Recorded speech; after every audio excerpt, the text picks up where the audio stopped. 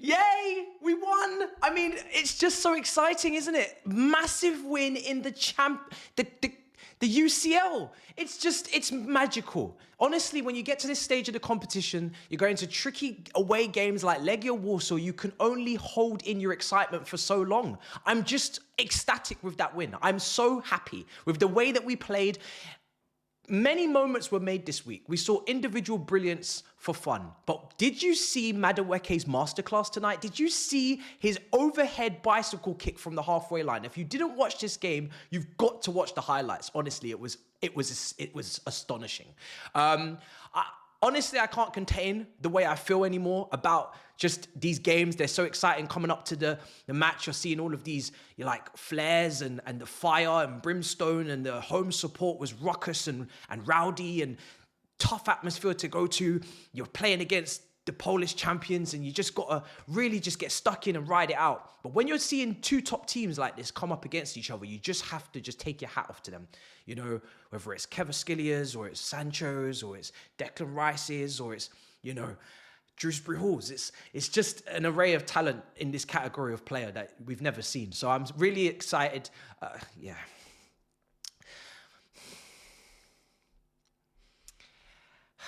Guys, I can't do it any longer. Wow, we really need to get the heck out of here.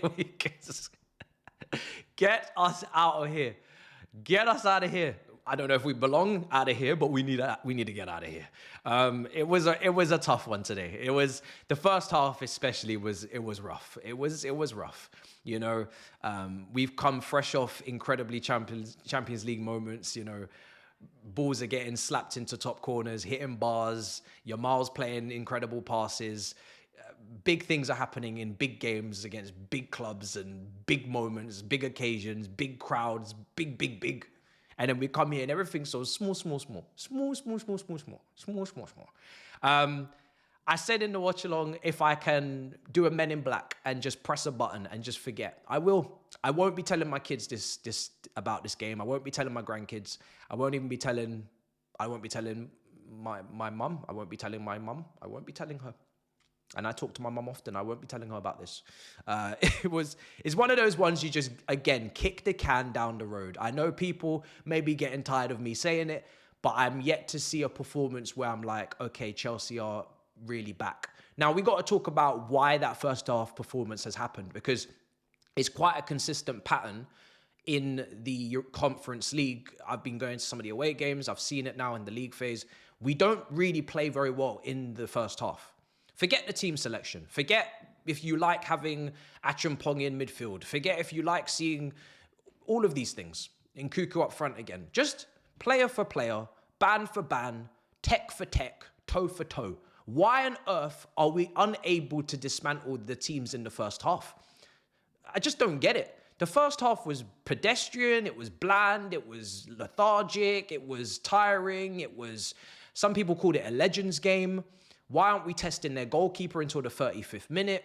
Like, seriously, making the keeper make a save? It's really odd, because it's like we're in first gear, and if we just choose to go in second or third and actually put the foot on the pedal, we can actually brush these teams aside, as we keep doing in the second halves. But I just want to know what you guys think. Why in the first half are we like this? Is it the manager? Is it the system? Is it the players? Is it everyone? Let me know, because I'm dumbfounded. I'm bamboozled. I'm confused. It's not like Legia Warsaw was showing anything on the other side. They had a couple of transitions. They had a shot that went way wide of the post from Jorgensen, didn't have to do anything until the save at the end. They don't attack very well, just like Copenhagen. They go forward in 2s and 2v2s, and they don't make anything of it.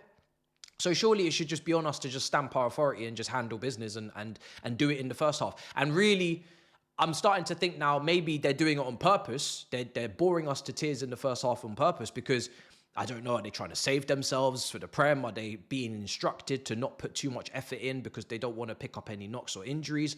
Or they're just waiting for the opposition to tire in the second half so they can just start picking them apart? I don't know what it is, but it's rough watching. It's rough to watch. Christopher Nkuku up front.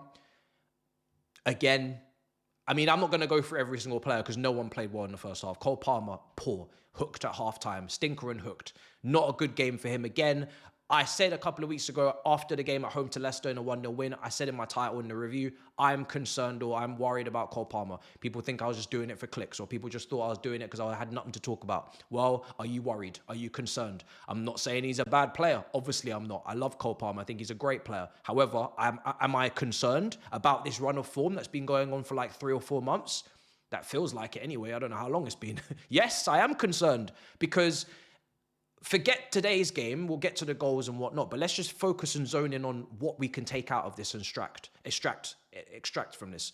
In the Premier League, if Cole Palmer doesn't start banging in these games, if he doesn't start finding form, if he doesn't start, stat padding, then when we get to the difficult Premier League games at the end of the season, we're not going to be able to rely upon him, or we're not going to be able to count on him. And we need to, because I can't trust anyone else in this attack to deliver. I can't trust Nkunku. I can't trust Neto. I can't trust Sancho. I can't trust Madueke. I know he scored 2 goals tonight. I'm going to give him his credit, but I can't trust him. I can hope. I can pray. I can look to the heavens, look to the skies. I cannot trust. I cannot expect. Who am I trusting? It has to be Cole. But at the moment, it's concerning. The performances are so poor. So poor. Against this level of opposition, I'm expecting Cole Palmer to just completely ball them off the park. I said it in the watch-along. I said, listen, we should be coming into this stadium in the first half. Cole Palmer's starting. Throw the smoke grenade in there. Everybody's coughing and choking. They should be out of there. And it's our stadium. We're running riot. We're moving mad. We're taking over.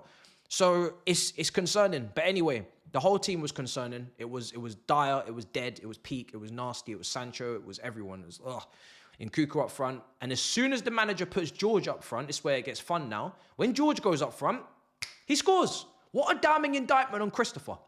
George, a kid, a winger, goes up front, sniffs the danger, James long shot, follow up, bang, finish.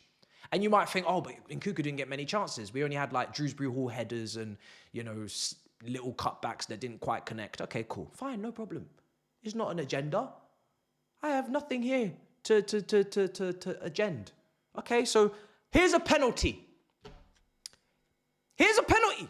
Because at this point, you're not scoring an open play. So here's a penalty, bro. Here's a whole ass penalty. And I said before the penalty was taken, I said, listen, I don't think he should be taking this penalty because I know his technique at Leipzig, free kicks, pens, all that lovely jubbly. But this is a different Nkunku. This is a different breed. This is not the time. Just in your career, in your life, not the time.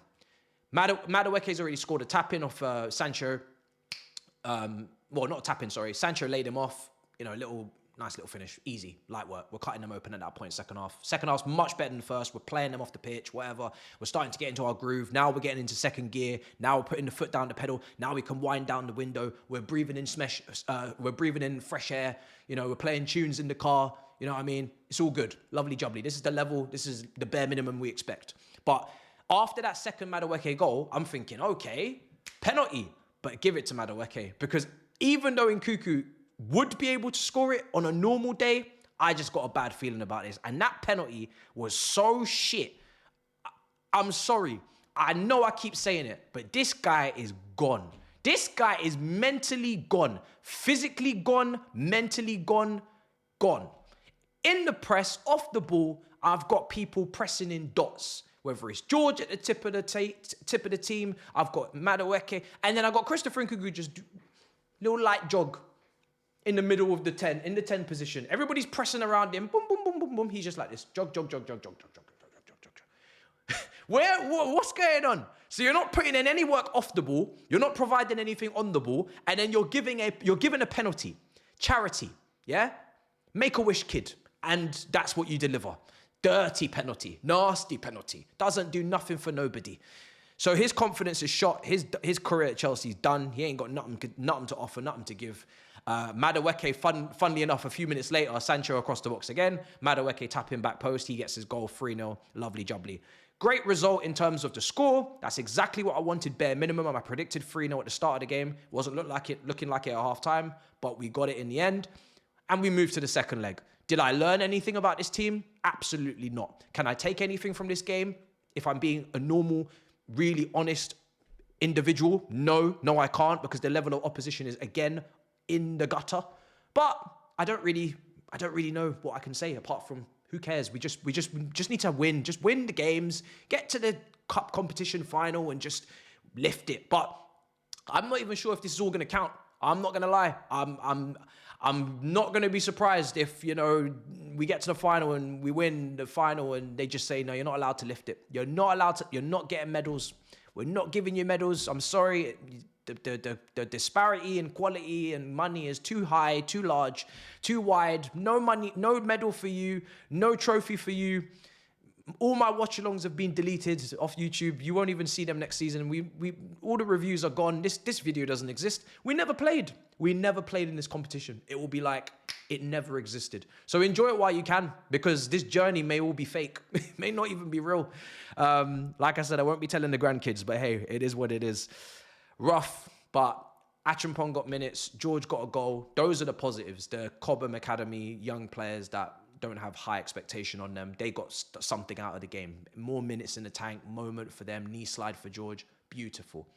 The seniors, you guys, you can sleepwalk in these games and still pick up 3-0 wins. So we all know that we can't really take anything from this, because I think all of us are looking for Champions League level performances in the league or in this competition, that we can actually say, okay, if we do qualify for the Champions League, and we do play PSG, or we do play Real Madrid, and we do see some of the teams we saw this week, you actually won't get slapped. You actually can go toe-to-toe.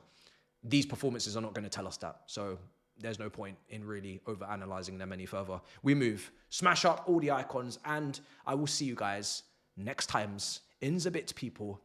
Peace.